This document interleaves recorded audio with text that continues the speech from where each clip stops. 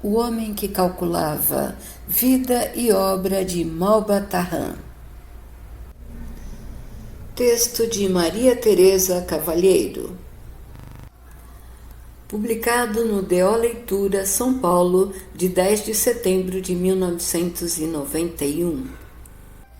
Autor de mais de 100 livros, quase todos dedicados ao ensino da matemática. Para principiantes ou iniciados, Malba-Tahan continua até hoje um dos autores preferidos do público juvenil. Este artigo conta a curiosa origem do seu pseudônimo e, pela primeira vez, organiza sua bibliografia completa.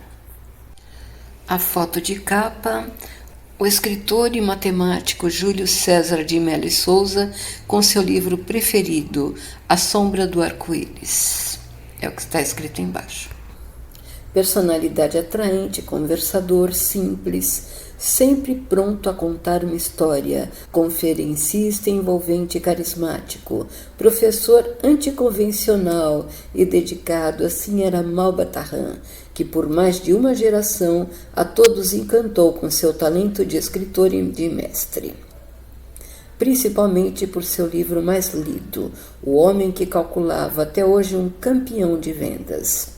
Conseguiu uma verdadeira proeza, conciliar sua vida de professor de matemática, cujo ensino soube tornar agradável e divertido, e a de contador de histórias, legando-nos mais de 120 livros publicados, alguns com uma dezena, uma vintena e até uma trintena de edições e ainda outros inéditos. Viveu ativa e intensamente, sempre interessado por tudo, escrevendo também para jornais e revistas, e morreu de repente, como queria, em plena ação.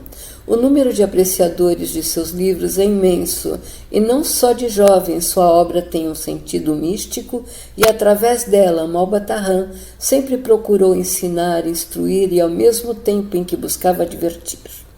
Criou métodos de ensino próprios, depois chamados lúdico-didáticos, tirando da matemática a fama de matéria difícil ou desagradável. Usava de ardis durante as aulas para que seus alunos memorizassem as fórmulas matemáticas, tornando as lições leves e fáceis. Escreveu livros que tanto servem para alunos como para professores, e para estes ministrou também muitos cursos, ensinando a maneira mais fácil de ensinar. Seu nome, Malba-Tahan, revestiu-se de lenda, a história de um pseudônimo. Malba-Tahan, porém, não era seu verdadeiro nome. Nem ele era árabe, como até hoje muitos pensam, apesar de conhecer profundamente a filosofia oriental, o islamismo e os costumes das terras do Oriente. Todo esse conhecimento lhe veio dos livros, de pesquisas que realizou, de ensinamentos que lhe advieram de um amigo árabe. Nem ele nunca pôde ir à região arábica. Quando muito, chegou certa vez até a Espanha, e de Algeciras divisou ao longe a costa de Marrocos. Seu nome real era Júlio César de Mello e Souza, um brasileiro, mas soube impregnar sua literatura de forte exotismo oriental. E não só isso, ele criou Malba-Tahan como personagem autônoma, escreveu-lhe até uma biografia fictícia, a todos fazendo crer por longo tempo que aquelas histórias que escrevia eram traduzidas de um famoso escritor árabe de nome Ali Yazid Izz-Eddin Ibn Salim Hakim Malba-Tahan, nascido em 6 de maio de 1885 na aldeia de Musalit, perto da antiga cidade de Meca, e que morrera lutando no deserto ao lado de sua tribo. Na edição de seus livros, em que punha a data mais antiga, colocava até o nome de um pseudo-tradutor. Muitos de seus admiradores deram o nome de Malba a seus filhos, e várias bibliotecas e escolas foram denominadas Malba-Tahan. E por que toda essa mistificação? Em depoimento ao Museu da Imagem do Som, no Rio de Janeiro, o próprio escritor declarou que chegara à conclusão de que ninguém é profeta em sua própria terra. e já anteriormente usara outro pseudônimo. Júlio César de Mello e Souza trabalhava no jornal O Imparcial daquela cidade, um caminho que julgava encontrar para a publicação de seus escritos. Certa vez, em 1918, apresentou 5 de seus contos ao editor, que os deixou sobre a mesa, com um peso em cima, por vários dias sem deles tomar conhecimento. Então, ele pegou os contos e neles colocou o pseudônimo de R.S. Slade, dizendo ao editor que aqueles eram contos que traduzira de um escritor de sucesso em Nova York. E no dia seguinte, um dos contos, A Vingança do Judeu, saiu no jornal com grande destaque. Aí eu descobri que era preciso mistificar, disse ele. Pelo mesmo motivo, achou que um escritor brasileiro não faria sucesso assinando contos orientais, com seu nome verdadeiro. Assim resolveu criar a personagem Malba Tahan, em árabe, com um H aspirado, com o que se tornou célebre. O nome apropriado, pois os árabes são famosos pelos seus contadores de histórias. Para o sobrenome, inspirou-se no de uma de suas alunas, Maria Zashisuke Tahan. Tahan significa moleiro, aquele que prepara o trigo.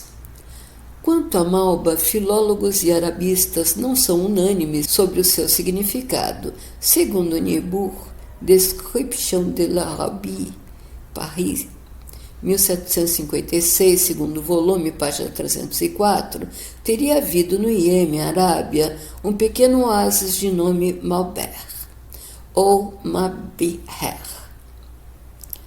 E daí a origem de Malba. Para o professor Jean Achar, o nome do oásis seria Malbi. O professor Raji Basili diz que Malba é palavra de origem persa. Segundo o professor Jamil Safadi, o significado de Malba seria aprisco. Para o poeta libanês Assad Bitar, Malba em árabe significa a raiz de uma planta da família das marantáceas, de que se extrai uma farinha alimentícia. Aceitou-se habitualmente traduzir Malba Tahan como moleiro de Malba. Malba Tahan, no depoimento ao MIS, diz que preparou a mistificação durante 7 anos, de 1918 a 1925.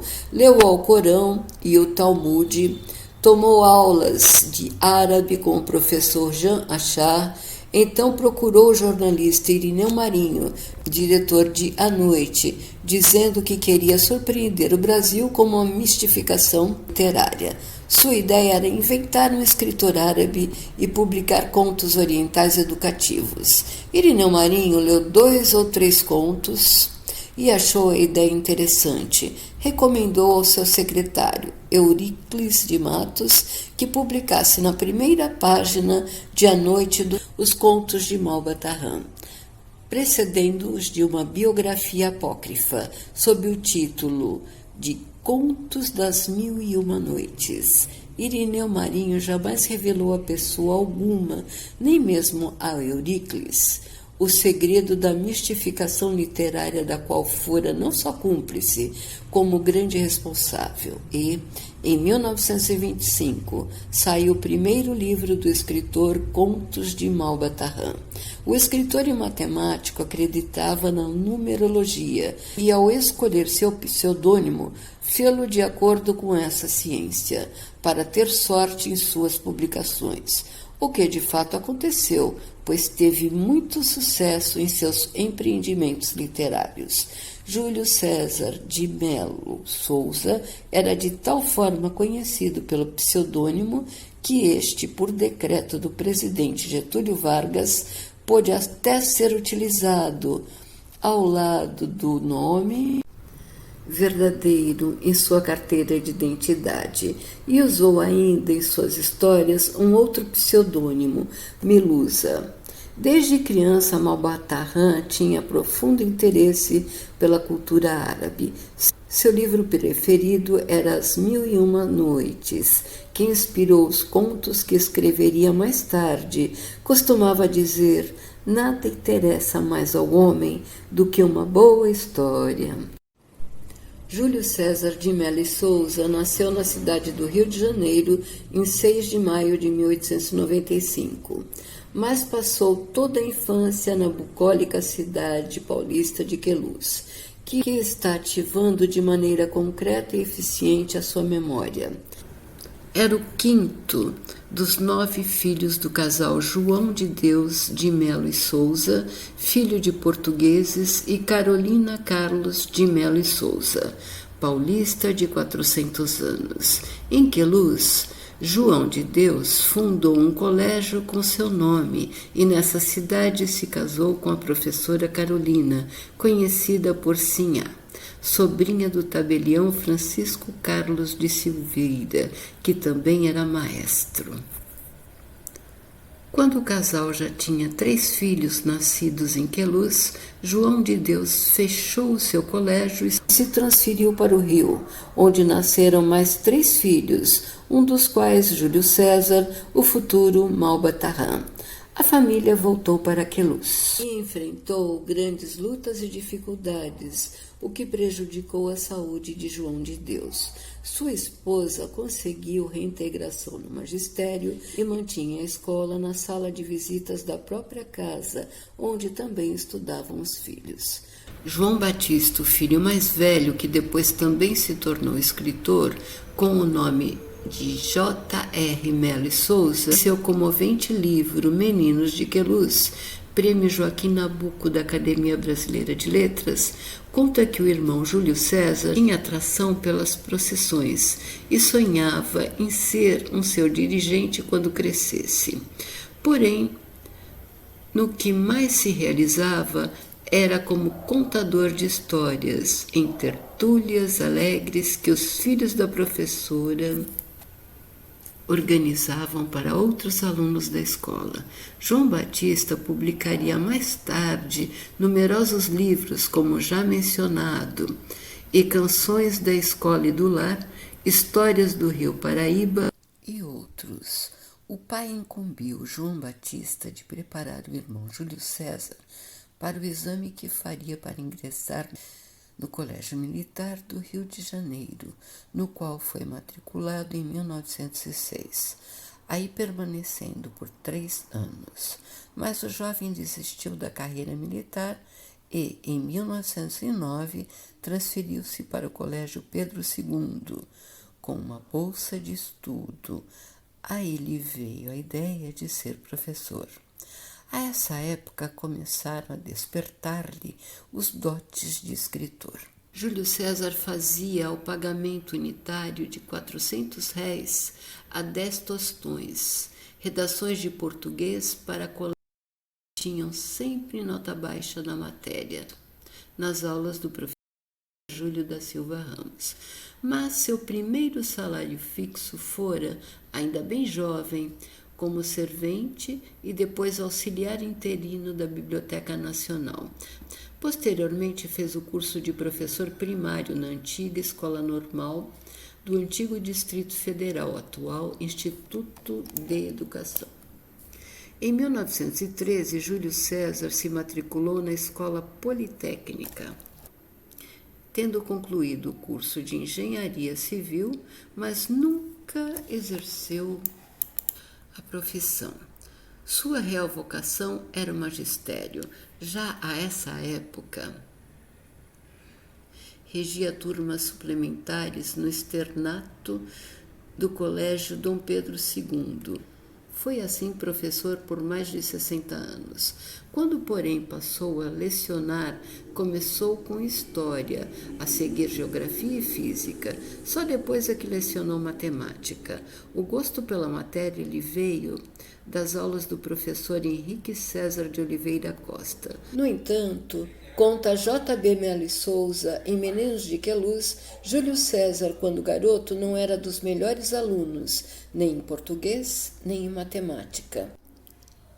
Era dispersivo nos estudos e, se compunha uma história, era certo criar personagens em excesso, muitos dos quais não tinham papel nenhum a desempenhar, dando-lhes nomes absurdos como Marduk-Barian, Orlôncio, Protocholowski, Isso não impediu que se tornasse autor de vasta obra literária, docente da antiga escola normal e detentor de várias cátedras de matemática, no próprio Colégio Pedro II, internato, por 12 anos. Na Universidade do Brasil, Escola Nacional de Belas Artes, mais tarde transferido para a Faculdade Nacional de Arquitetura, no Instituto de Educação no Rio de Janeiro e em outros estabelecimentos.